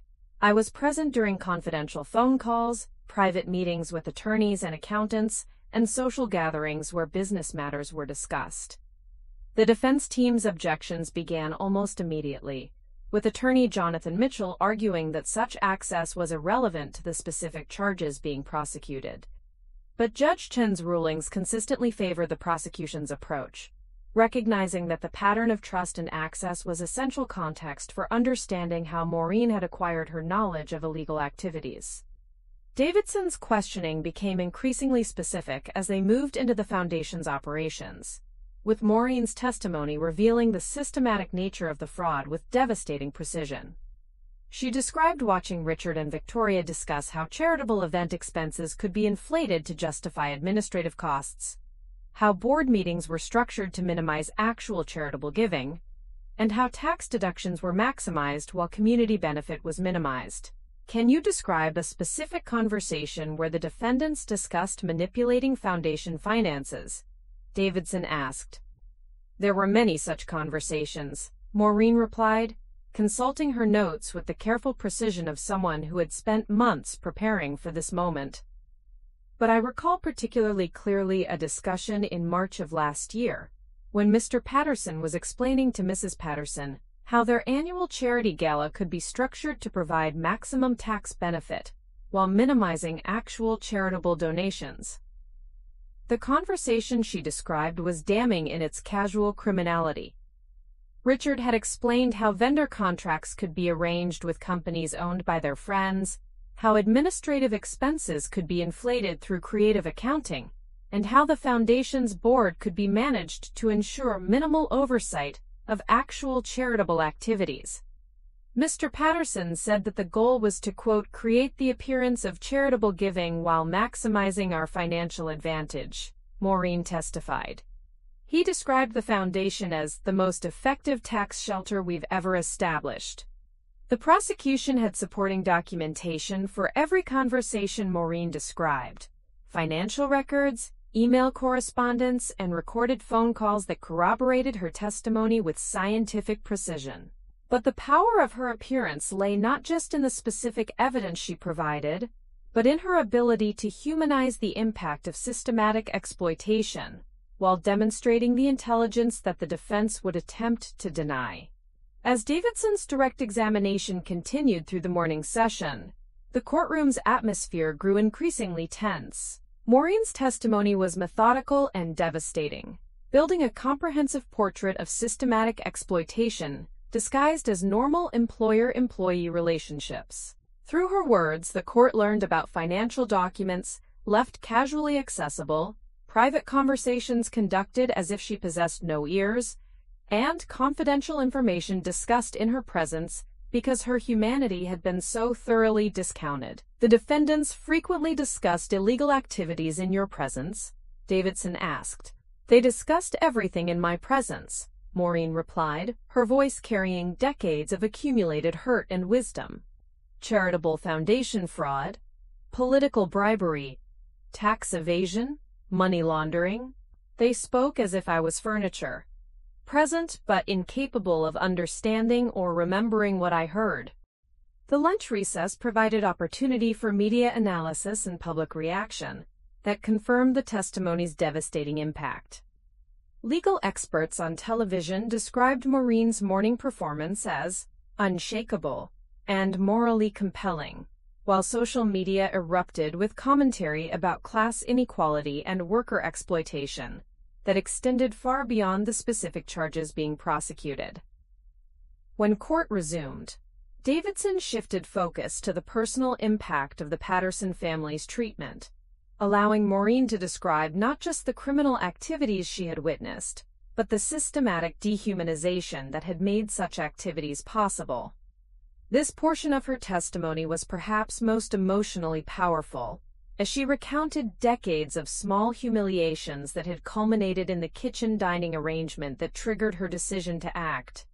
Can you describe the evening that led to your decision to document the family's illegal activities? Davidson asked. Maureen's description of the dinner party where she had been banished to the kitchen, while guests praised the Patterson family's wonderful treatment of staff, was delivered with quiet dignity that made it more devastating than any emotional outburst could have been.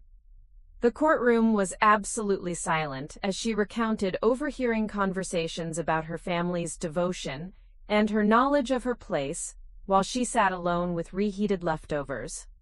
That evening, I realized that 25 years of loyal service had earned me nothing but contempt disguised as patronizing praise, she testified. I understood that no amount of competence or dedication would ever earn their respect, because they were fundamentally incapable of seeing people like me as fully human. The prosecution's case was strengthened immeasurably by James Patterson's corroborating testimony, delivered with the moral clarity of someone who had chosen principle over family loyalty. His appearance on the witness stand the following day created additional media sensation, as the young man systematically dismantled his father's defense while providing unambiguous evidence of criminal intent.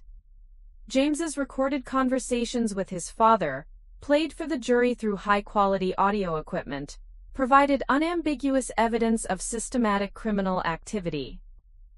The recordings captured Richard discussing illegal strategies with casual confidence, his voice carrying the particular arrogance of someone who believed himself above legal consequences. My father viewed domestic workers as subhuman, James testified, his voice breaking slightly as he confronted the full implications of his family's behavior. He discussed illegal activities in front of Maureen because he genuinely believed that people like her were incapable of understanding or acting on what they witnessed. The defense's cross-examination of James was brutal but ultimately counterproductive, with Mitchell attempting to portray the young man as a traitor motivated by psychological problems rather than moral principle. But James's composure under hostile questioning only reinforced his credibility, while highlighting the very attitudes that had enabled his family's crimes. "Isn't it true that you're testifying against your own father to gain favorable treatment from prosecutors?" Mitchell demanded. "I'm testifying because my father committed crimes that harmed vulnerable people," James replied with stunning directness. "I'm testifying because remaining silent would make me complicit in systematic exploitation that I find morally reprehensible." The defense team's strategy became clearer as they prepared for cross-examination of Maureen. Their approach focused on attacking her credibility through implications of vindictiveness, ignorance, and greed. Mitchell had built his career defending white-collar criminals by discrediting prosecution witnesses, his techniques refined through decades of practice in cases where complex financial arrangements could be misrepresented as innocent business decisions. But Richard Patterson's defense strategy was predictably desperate and ethically questionable. His attorneys attempting to portray Maureen as a vindictive employee seeking financial gain through manufactured accusations. They questioned her memory, her motivations, and her character, using every available tactic to discredit her testimony without directly challenging the documented evidence she had provided. "Mrs. Robinson, isn't it true that you were motivated by anger over perceived slights, rather than genuine concern about illegal activities?" asked Mitchell during cross-examination that stretched over 2 full days. "I was motivated by 25 years of being treated as less than human," Maureen replied, with quiet dignity that made Mitchell's aggressive tactics appear cruel and inappropriate. The illegal activities were simply what made that treatment possible to expose. The defense's attempts to attack Maureen's credibility backfired spectacularly, generating additional sympathy for her position while highlighting the very attitudes that had enabled the Patterson family's crimes. Each question that implied she was too ignorant or vindictive to understand complex financial arrangements only reinforced the prosecution's argument about systematic dehumanization. Mitchell's strategy of aggressive questioning revealed his fundamental misunderstanding of both his audience and his opponent. The jury's reactions to his tactics were increasingly negative, their facial expressions suggesting growing distaste for attacks on someone whose dignity and intelligence were obviously genuine. More importantly, each attack on Maureen's character provided her with opportunities to demonstrate the very qualities that Mitchell was attempting to deny. "You claim to understand complex financial arrangements, but you have no formal education in accounting or business management," Mitchell stated during one particularly hostile exchange. "That's correct," Maureen replied calmly. "I have no formal education in criminality either, but 25 years of witnessing it firsthand provided comprehensive practical training." The courtroom's barely suppressed laughter at this response suggested that Mitchell's strategy was alienating the very people he needed to convince. His continued attacks only strengthened Maureen's position, while revealing the moral bankruptcy of the family she was accusing. Victoria Patterson's testimony in her own defense was a masterclass in evasion and denial, her carefully rehearsed answers attempting to minimize her knowledge of the foundation's operations, while maintaining her image as a devoted charity worker.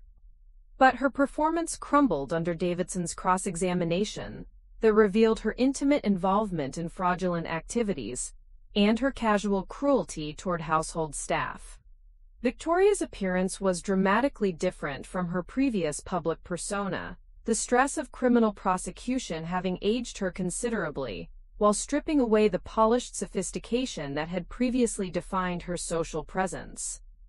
Her responses to questions about the Foundation's operations revealed someone who had been intimately involved in criminal activities, while maintaining plausible deniability through willful ignorance. "You instructed Mrs. Robinson to eat in the kitchen during dinner parties, to, quote, maintain the elegant atmosphere," Davidson stated during cross-examination that lasted the entire afternoon. "That was simply practical household management," Victoria replied defensively, her voice carrying the particular strain of someone who recognized the weakness of her position. Many families maintain appropriate boundaries between staff and social activities. Appropriate boundaries that included discussing illegal activities in her presence because you assumed she was too ignorant to understand? Victoria's inability to answer the question without either admitting to criminal stupidity or conscious exploitation revealed the moral bankruptcy that had made the fraud possible. Her testimony became a case study in privilege so complete that it prevented basic recognition of other people's humanity, her responses demonstrating exactly the attitudes that had enabled systematic exploitation. The cross-examination continued with devastating precision, as Davidson forced Victoria to confront specific instances of cruelty and exploitation that had characterized her treatment of household staff. Each question revealed additional evidence of systematic dehumanization, while Victoria's defensive responses only confirmed the prosecution's arguments about her moral character. "When Mrs. Robinson provided you with 25 years of loyal service, did you ever consider that she might deserve basic respect and human dignity?" Davidson asked. "Of course I respected Maureen," Victoria replied, though her tone suggested uncertainty about what such respect might actually entail. "She was a valued employee who received appropriate compensation for her services." Appropriate compensation that included being segregated from your social gatherings and treated as invisible during family conversations? The question hung in the courtroom air, as Victoria struggled to formulate a response that wouldn't further incriminate her. Her eventual answer, that household staff naturally understood their appropriate roles, only reinforced the prosecution's argument about systematic dehumanization, while revealing her complete inability to recognize the moral implications of her behavior. Marcus Webb's parallel trial for his role in the conspiracy had concluded the previous month, with his conviction on all charges, providing additional evidence of the corruption's systematic nature.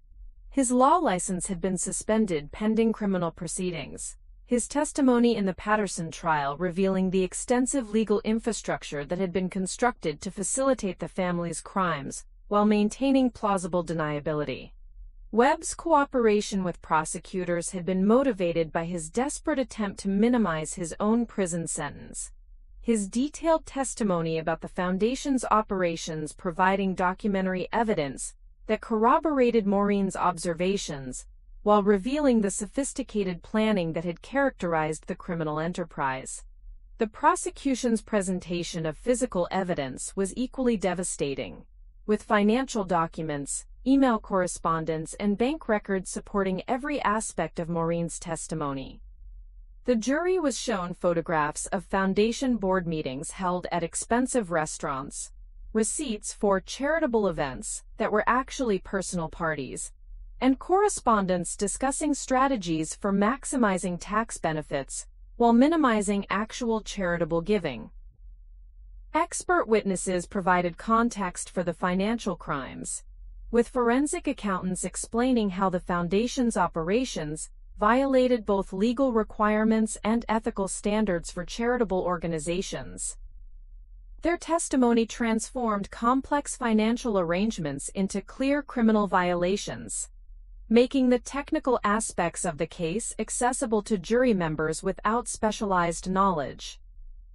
The prosecution's closing arguments, delivered over 2 days of comprehensive review, transformed individual criminal charges into an indictment of economic inequality and social injustice. The case was presented not merely as fraud prosecution, but as an examination of how America's wealthy elite maintained their privilege through the systematic exploitation of vulnerable workers. "This case is about more than stolen money," declared Davidson in her final statement to the jury. "It's about the theft of human dignity, the systematic dehumanization of working people, and the assumption that wealth provides immunity from both legal consequences and moral obligations."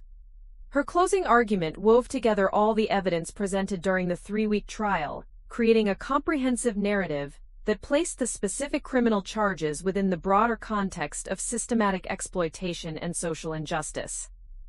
The foundation fraud was presented as merely one symptom of moral corruption that had infected every aspect of the Patterson family's relationship with people they considered their social inferiors.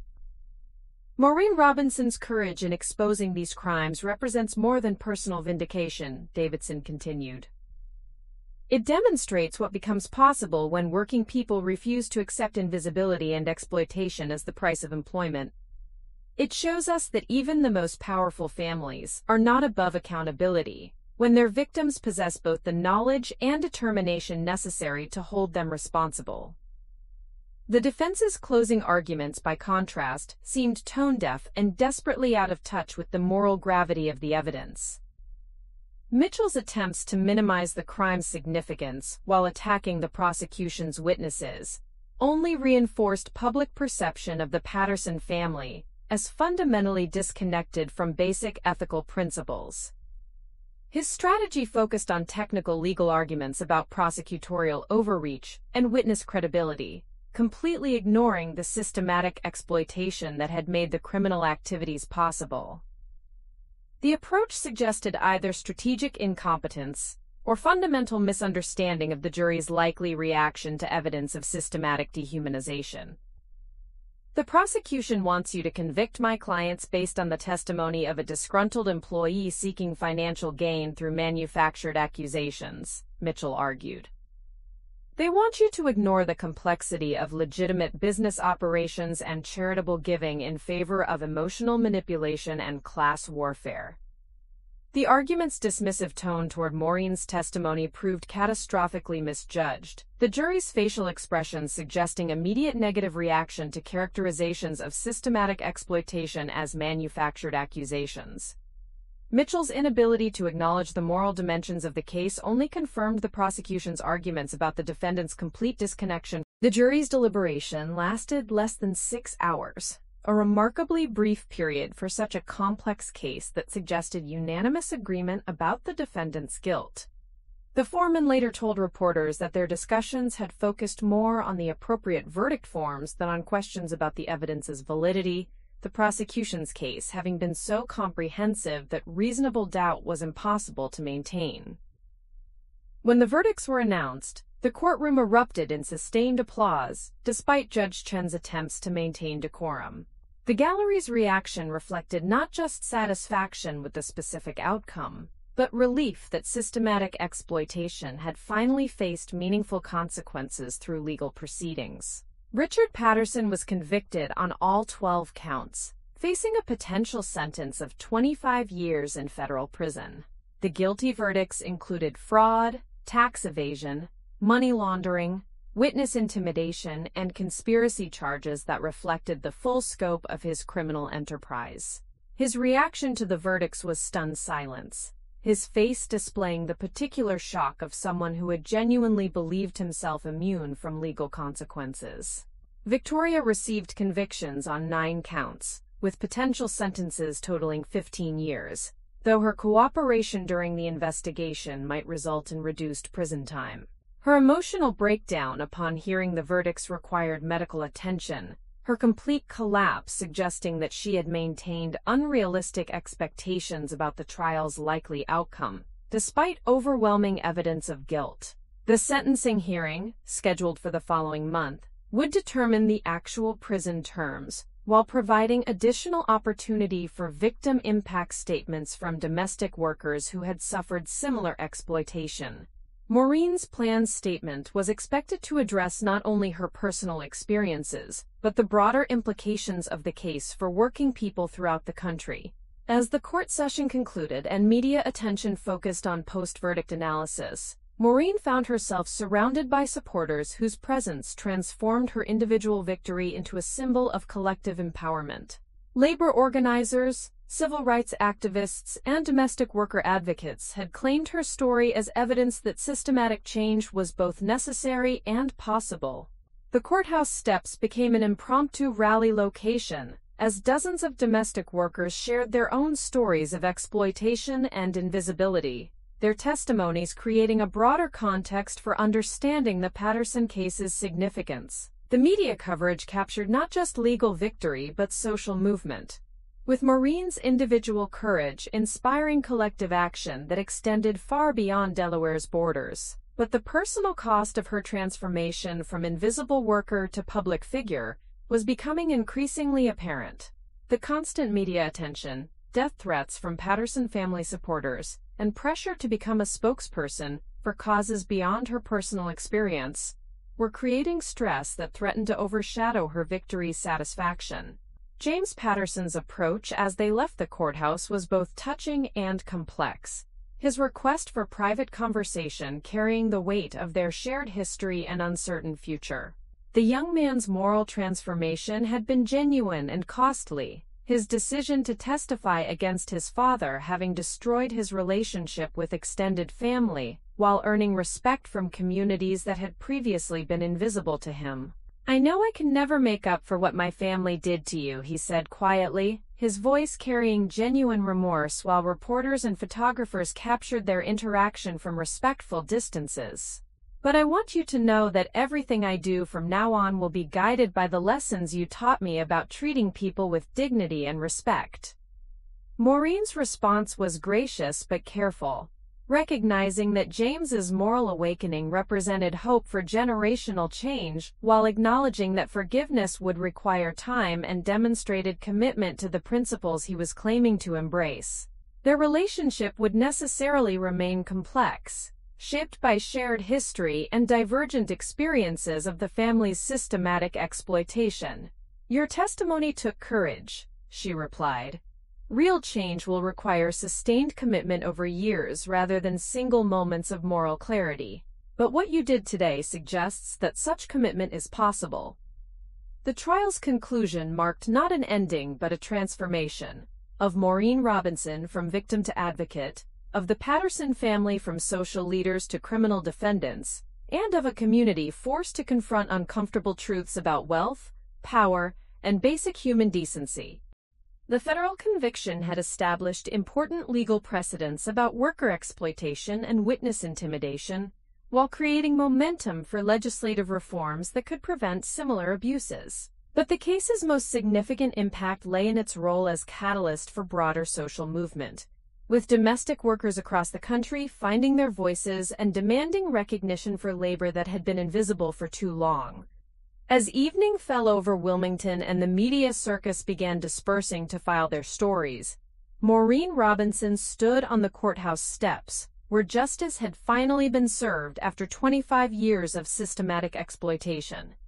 The building's limestone facade, illuminated by television lights and camera flashes, would forever represent the moment when invisible labor found its voice and spoke truth to power with consequences that would reshape how America's wealthy families treated the people who sustained their privileged lives. The reckoning was complete, but its implications were just beginning to unfold across a nation forced to confront the human cost of economic inequality and systematic dehumanization. Maureen's individual courage had sparked a movement that would long outlast the Patterson family's particular crimes, her testimony echoing in courtrooms and living rooms across America, where similar reckonings were yet to come. 6 months after the verdicts that had transformed her from invisible domestic worker into an unwilling symbol of economic justice, Maureen Robinson stood before 300 domestic workers, labor organizers, and social justice advocates at the National Domestic Workers Conference in Baltimore. The hotel ballroom was a far cry from the Patterson mansion's kitchen, where she had eaten her last segregated meal, but the contrast felt surreal rather than triumphant as she approached the podium that would give voice to decades of accumulated wisdom and pain. The audience rose in sustained applause as she reached the microphone, their ovation carrying the weight of collective recognition for someone who had done what many had only dreamed of, holding powerful employers accountable for systematic exploitation while maintaining her dignity throughout the process. But Maureen's expression remained thoughtful rather than celebratory, her 6 months of unwanted fame having taught her that victory's complexity often exceeded its satisfaction. "My name is Maureen Robinson," she began, her voice carrying the same steady authority that had commanded respect in courtrooms and living rooms alike. 6 months ago, most of you had never heard of me, and I preferred it that way. I had spent 25 years perfecting the art of invisibility, believing that competence and loyalty would eventually earn the respect that should have been freely given. The crowd listened with rapt attention, as she recounted not just the events that had made her famous, but the decades of small indignities that had preceded them. Her speech was carefully structured to move beyond personal grievance toward broader questions about economic justice, worker dignity, and the systematic changes required to prevent future exploitation. The Patterson family's crimes were not anomalies, she continued, her words carrying the authority of someone who had lived inside the system she was critiquing. They were the logical result of a culture that treats domestic workers as disposable, invisible, and unworthy of basic human consideration. Every wealthy household that discusses confidential matters in front of the help is making the same assumption, that we lack the intelligence, agency, or moral authority to matter. The speech concluded with a challenge that surprised even her most devoted supporters. Rather than calling for revenge against exploitative employers, Maureen advocated for systematic changes that would prevent the conditions that had made her own experience possible. Legal protections, professional standards, and cultural transformation that would ensure future domestic workers wouldn't need to choose between dignity and employment. As she left the stage to another sustained ovation, Maureen felt the familiar weight of expectations that had defined her life since the trial's conclusion. Labor organizations wanted her to become a full-time organizer. Civil rights groups sought her endorsement for legislative initiatives. Media outlets competed for exclusive interviews that would extend her story's commercial viability beyond its natural lifespan. But what Maureen wanted most was something that fame had made increasingly difficult: the opportunity to process her own complex emotions about the destruction she had orchestrated and its unintended consequences. The Patterson family's complete collapse had achieved her objectives while creating moral burdens that she was still learning to carry. The drive back to Delaware provided necessary solitude for reflection on how dramatically her life had changed since that evening when Victoria Patterson had casually banished her to the kitchen. The modest apartment she now rented in downtown Wilmington was a far cry from her former quarters in the Patterson mansion's staff wing, but it represented something she had never previously possessed: complete autonomy over her living space and daily routine. Her mailbox contained the usual mixture of speaking invitations, interview requests, and hate mail from Patterson family supporters who viewed her as a vindictive employee who had destroyed a prominent family through manufactured accusations. The death threats had decreased in frequency but increased in specificity, requiring continued cooperation with federal authorities who took seriously the possibility of retaliation against their star witness. Among the correspondence was a letter that made her pause, its return address showing the federal correctional facility where Richard Patterson was serving his 20-year sentence. The envelope was addressed in handwriting she recognized from thousands of documents she had handled during her years of service, though the script appeared shakier than she remembered. Inside was a brief note that contained more genuine emotion than Richard had ever displayed during their quarter-century of professional interaction. Maureen, I know you have no reason to read this letter, much less respond to it.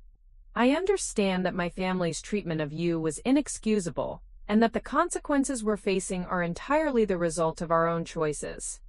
I'm not writing to ask for forgiveness or to minimize the harm we caused. I'm writing because prison has given me time to think about the person I became and the assumptions I made about people like you. 25 years of competent, loyal service should have earned you respect, gratitude, and appropriate compensation. Instead, we treated you as invisible, because acknowledging your humanity would have required acknowledging our own moral failures. I hope that your current advocacy work provides the sense of purpose that our employment never could. James tells me about the changes you're helping to create, and I'm grateful that some good has emerged from our family's destruction. Richard Patterson. The letter's unexpected tone of genuine remorse created complicated emotions that Maureen was still processing when her phone rang with a call from James. His voice carried the same thoughtful gravity that had characterized their relationship since the trial's conclusion, though their conversations remained careful navigations of shared history and uncertain future. "I saw the news coverage of your speech," he said. "It looked like a powerful event." "It was overwhelming," Maureen admitted. "All those people looking to me for answers I'm still figuring out myself." James was quiet for a moment before continuing. "I wanted to update you on the foundation I've been establishing. The legal paperwork is finally complete, and we'll be able to start making grants next month."